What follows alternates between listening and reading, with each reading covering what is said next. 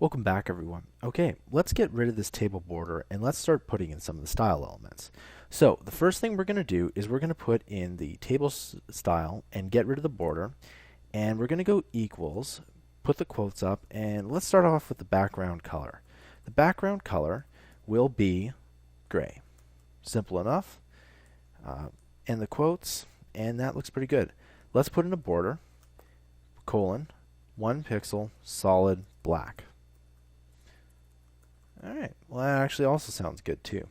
Now this is actually kind of neat because there's actually no spacing in between these two. Okay? And pretty much there's only one other thing that we need to do to make it look like that paragraph. Alright? And that is just to put the color as orange. Okay?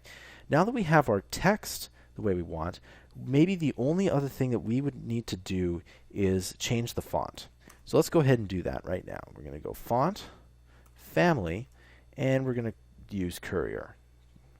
And that actually looks kind of cool. Okay, and there we go.